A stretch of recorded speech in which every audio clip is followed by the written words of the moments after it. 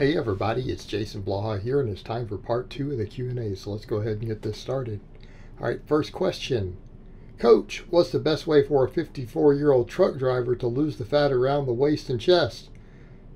The stomach is not fat, but sort of looks like a beer gut, but I do not drink beer or any alcohol. The chest is like man boobs, thanks in advance.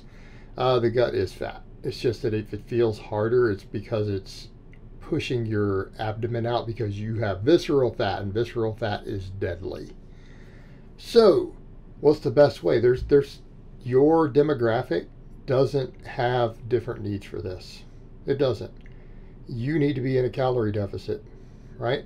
Now there's a lot of ways you can reach a calorie deficit. We can discuss different diet approaches. I recommend not doing flexible dieting type stuff. I'm not a fan. People know that. I think it doesn't work for most people. Not because biologically it doesn't work, but psychologically it doesn't. Look, go over to clean whole foods, count your calories, keep your protein high, go in a calorie deficit, eat lots of vegetables. You need to be in a calorie deficit, period. Now, I know you already lift because you follow the channel. You're a regular poster. Continue to lift weights.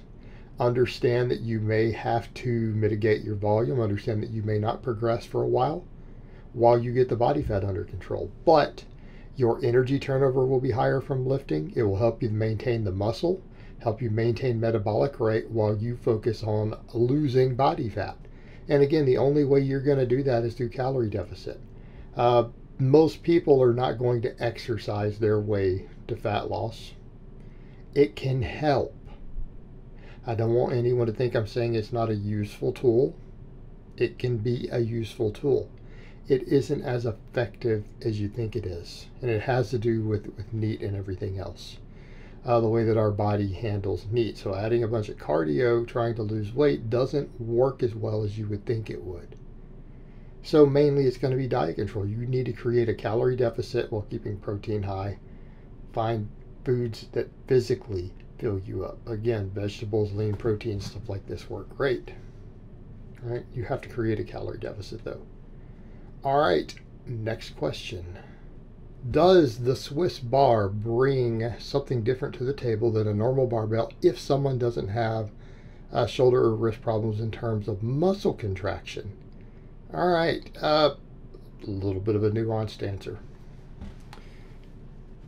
The main thing it brings to the table, and this is something to always factor in, rather than think in terms of does it work the muscles slightly different, think about does it work the tendons and joints slightly different. Well, it works them a lot differently. Why does this matter?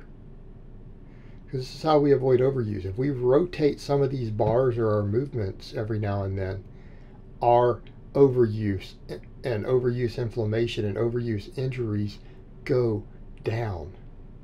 They go down. We also get better overall hypertrophy because we're working new angles and a novel training response. Right? So even if you don't have that history of shoulder and wrist problems, think about the fact that using rotating bars every now and then, it doesn't even have to be that often.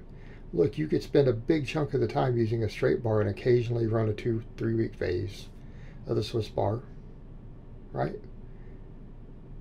It'll help massively with overuse. It will help keep you from developing those shoulder issues. Now, not necessarily wrist problems with this one. Wrist problems tend to be more complex, not gripping a bar right, not using wrist straps, so on and so forth, where you get most of your wrist problems. But as far as the shoulders go, this will help keep you from developing those shoulder problems. Instead of thinking about, well, this is just a cure, well, why do you want to cure after the fact? It's better to use things that will prevent it to begin with so you don't have to cure it. Okay, it'll help. But as far as working the muscles different, yeah, it changes the loading a bit. Angled bars or multi-grip bars that are even full hammer grip, they use more tricep. They are a more tricep dominant press. Right? They're a more tricep dominant press. It doesn't mean that the pecs, it doesn't mean the delts don't get used. They do. If anything, the delts get taken out the most, I think, with this sort of bar. But they're still a primary mover. Right? Just like the triceps get used more, it doesn't mean the triceps are still not a primary mover on bench pressing. Right? Particularly if we're not going with a real wide grip. And I think that's what people forget when we start discussing benching being, you know, okay for triceps. Well, you're not thinking either how much intensity you're using or how wide are you gripping it. If you're staying inside the rings, we're dealing with a lot of tricep tension. In the case of these bars, it will put more emphasis on the tricep. You tuck more, triceps contract a little harder at the top, right? So it does change that. It shifts some of the emphasis from the delts to the triceps, which again, if you need to bring up your triceps, right? If your triceps need to come up, it's a good bar to switch to for a while. It's kind of one of the things I say, instead of doing a bunch of small exercises always to fix something, you can adjust your big exercises to shift the emphasis to the muscles you want to get worked harder to bring up weak links. And it gives you an option there. But the main thing it brings to the table is it gives you a new variation that's a little easier on the shoulders, right? It can help you with your overuse as part of your exercise rotation. All right, next question and last question of the week. And this is by the esteemed Dr. Vogel, who is also a mod over in the Strength 101 group. And the good doctor here asked a 2-word question. Why good mornings? All right, Harrison. Why good mornings? Because good mornings are the Swiss Army knife of hip hinges, right? The good morning is not just one exercise. I'm about to preach here. The good morning is not just one exercise. A Romanian deadlift is one exercise. A good morning is any hip hinge with the barbell on your back. We can do multiple stance widths. If we change our stance width, we change the emphasis, right, of which parts of the posterior chain versus back that we use more. We can change barbells, right?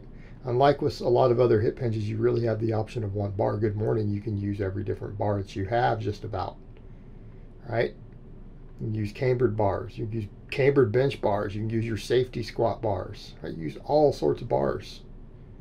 Changes the emphasis into a lot of different lifts. We can change it from a stretch reflex movement to a dead stop movement by going off pins, slings, chains, right? It's a multi-faceted exercise. Again, it's a Swiss Army knife of hip hinges. It also incidentally carries over to your squat massively. And I've said this before, you want to build someone very quickly to a 405 squat, work on their quads and adductors, and get their good morning super strong. Their squat will be there in record time. The good morning has massive carryover. And if we want to talk about other people's opinions, I've heard Dr. Ben Pollock say in an article that the good morning is probably the single best squat and deadlift accessory. I'm not saying he's wrong because I don't like this very best, but I will say it is up there. It's up there near the top of the list. Because again, it's multifaceted in the ability to use it. It's a very versatile exercise, and it's just a hell of a lot easier on recovery than a lot of other hip hinges, right? It's just easier to recover from. We can recover from a lot of work on it, which again makes it extremely valuable. All right, guys, but that's really all I have to say on that today. I hope it's been informative, and I will talk to you guys next time.